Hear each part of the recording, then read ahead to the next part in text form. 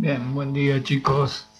Eh, Esta va a ser una clase, una serie de clases que van a encarar un repaso de los turborreactores, en particular con temas que tienen que ver con el ensayo de los motores, ¿no? O el funcionamiento de los motores.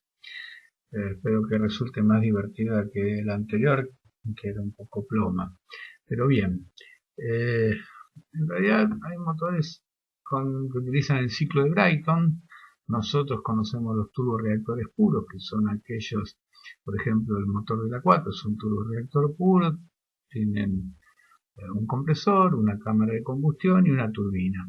Bien, los del ciclo de Brayton son precisamente eso. Comprimen el aire, le inyectan combustible y lo combustionan, y después hay una expansión mecánica en la turbina y dinámica en la tobera, o ambas dos. Bien, después hay motores de flujo dividido, de bajo índice de derivación, o sea, son los motores que hay un flujo que atraviesa el motor y otro flujo que solo pasa por un ventilador o por el compresor, por una parte del compresor o por el compresor de baja, y se dirige hacia la salida. Bien, hay algunos que son con bypass. Bypass es que el aire de derivación pasa por un carenado que está por fuera del motor, o sea, no lo manda al exterior, sino hasta mezclarse con los gases de escape. Y sin bypass, en el caso ese, una vez que pasó por el compresor, lo manda al exterior, lo envía al exterior y no lo lleva hasta la tubería de escape.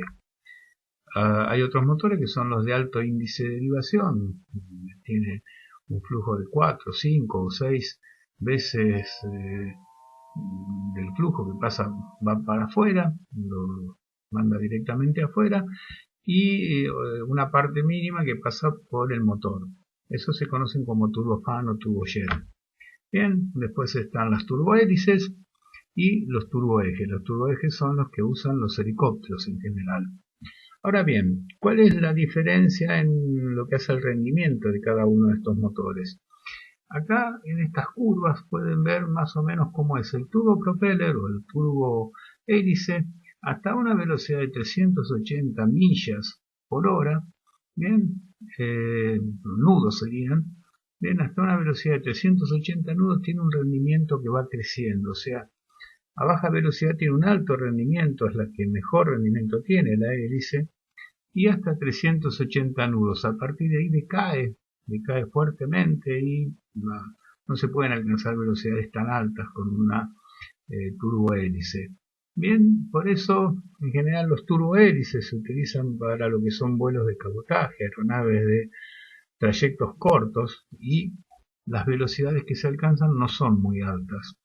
Bien, después el turbojet puro, eh, el turborreactor puro, bien, tiene un alto rendimiento a altas velocidades, pero a bajas velocidades el rendimiento no es muy bueno. Eh, en los supersónicos, evidentemente es lo único que se puede usar, ¿no? Bien, pero en general los aviones de guerra suelen usar turbojet puro. Una alternativa a esas son los de bajo índice de derivación, que al tener una cantidad de aire que no pasa por el motor y que es enviado hacia atrás, empiezan a parecerse cada vez más a las hélices. Y en alta velocidad tienen mejor rendimiento, o sea que por encima de los 380 nudos no pierden eficiencia.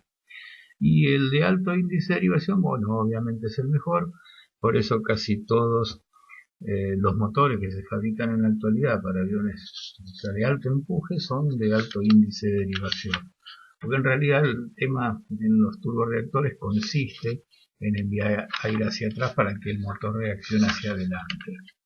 Ahora bien, este es un turborreactor básico que yo elegí como ejemplo. Bien, ¿qué es lo que pasa? Hay ciertos parámetros que son muy importantes en los turborreactores, en lo que hace el funcionamiento. La presión, bien, que se alcanza, las temperaturas que se alcanzan y las velocidades axiales. Cada una tiene mucha influencia. O sea, la presión en este caso particular ingresa con una presión que es la ISA. Casi todos los datos que se dan de los motores corresponden a ensayos hechos estáticos a nivel del mar y con temperatura y presión estándar, la ISA. Bien, la presión ISA es de 14,7 psi. Bien, va subiendo la presión a medida que atraviesa el compresor, bien, hasta que llega a un máximo en la descarga del compresor. En este caso son unas 140 y pico de psi, 150 psi, digamos. Se mantiene casi constante en la cámara de combustión. Tengan en cuenta que la combustión es constante y al ser constante la presión no cambia demasiado. Bien, las pérdidas de presión son pérdidas energéticas, no son deseables. Y después cuando atraviesa la turbina va perdiendo presión, o sea, esa presión se utiliza para darle energía a la turbina y para poder mover el compresor. Bien, va perdiendo presión y después en la tobera de escape se mantiene casi constante. Bien, ahí es donde se aceleran los gases. Con respecto a la temperatura, tengan en cuenta que es un dato muy importante la temperatura. Bien, se inicia con la temperatura ambiente, va creciendo a medida que se comprime el aire. Por ejemplo, en este caso estamos hablando de que llega casi a 400 grados centígrados, bien, en la entrada a la cámara de combustión. Y después tenemos dos temperaturas, se eleva mucho, la temperatura llega casi hasta los 1000 grados y en el lugar donde se produce la llama estamos en casi 2000 grados, que es lo que suele pasar en una combustión, se alcanzan los 2000 grados. Tengan en cuenta que por eso las cámaras tienen un montón de flujos que después vamos a ver que tienen la función de proteger las paredes de la cámara, porque son muy finitas. Cualquier perturbación en el flujo produce que las cámaras se derritan, se deforman, se derriten, se hacen gotitas de metal que van saliendo hacia atrás, o sea, se derriten técnicamente, se funden en serio. Bien, esa temperatura se mantiene casi constante con los aires de dilución en torno a los 1000 grados centígrados y sale y enfrenta la primera etapa de turbina. La temperatura empieza a caer, justamente la energía que tiene este gas es debido a la presión y debido a la temperatura, que entregan parte en la turbina para poder mover el compresor y después en la tobera de escape se utiliza esa temperatura y presión para acelerar los gases. Con respecto a la velocidad, esta es la velocidad axial, o sea, la velocidad según el eje del turborreactor. La idea es que para que el compresor funcione correctamente y no entre en pérdida y no se forme flujo supersónico, tiene que mantenerse por debajo de los 100-150 metros sobre segundo. Valores mayores son incompatibles. En este caso, la línea corresponde a 150 a 500 pies por segundo, o sea, unos 150 metros sobre segundo. Entra al compresor a una velocidad un poquito superior a esa y va descendiendo la velocidad axial durante todo el recorrido del compresor y de la cámara de combustión.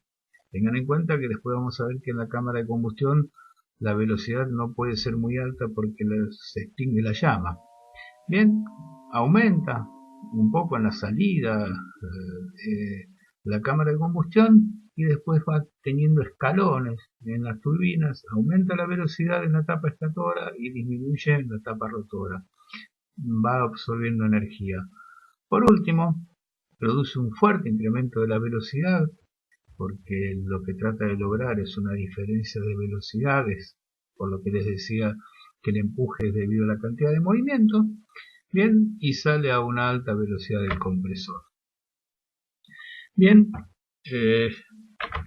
lo próximo es, vamos a ver si llegamos en el tiempo que esto no sea muy largo, vamos a ver un poco las toberas,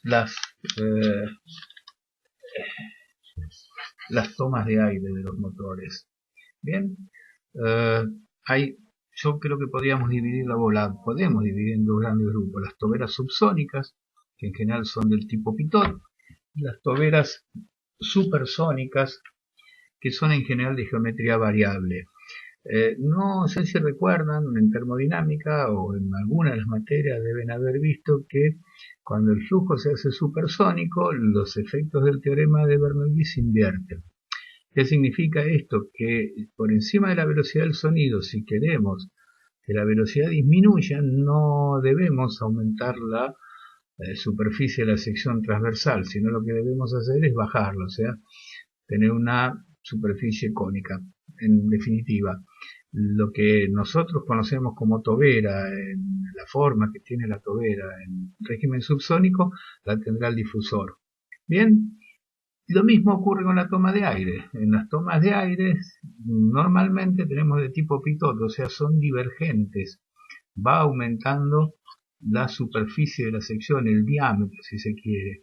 Bien, en las supersónicas, en el inicio tiene que ir disminuyendo para que pueda bajar la velocidad y después aumentando la sección para que pueda seguir bajando la velocidad. Ahora bien, el problema es que las velocidades del avión no son siempre las mismas. Puede ir a régimen supersónico, puede ir a régimen subsónico. Entonces este cono se mueve hacia adelante y hacia atrás en una de las variantes que hay, de manera de formar una configuración o toda divergente, toda abriéndose, o convergente divergente, para el caso del régimen supersónico, de manera de poder bajar la velocidad.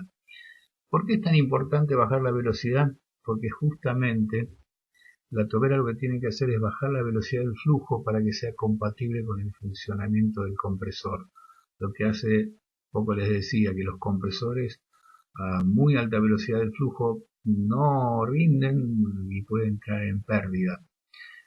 Bien, entonces una de las funciones de la tobera, tanto la subsónica como la supersónica, es bajar la velocidad del flujo a velocidades compatibles con el funcionamiento del compresor. Otra de las funciones es que el flujo sea más o menos laminar, o sea que la circulación sea pareja. ¿Por qué? Bueno, porque los flujos turbulentos producen mayor pérdidas energéticas y eso no es lo que deseamos en la toma de aire. Y por otro lado, garantizar en cualquier configuración de vuelo, bien, que esté el avión, que el aire siga ingresando y que no deje de entrar, porque eso produciría algo que vamos a ver después, que es el stall. Bien, bueno, basta por hoy. La próxima entrega vamos a seguir con compresores centrífugos y después compresores axiales. Gracias, chicos.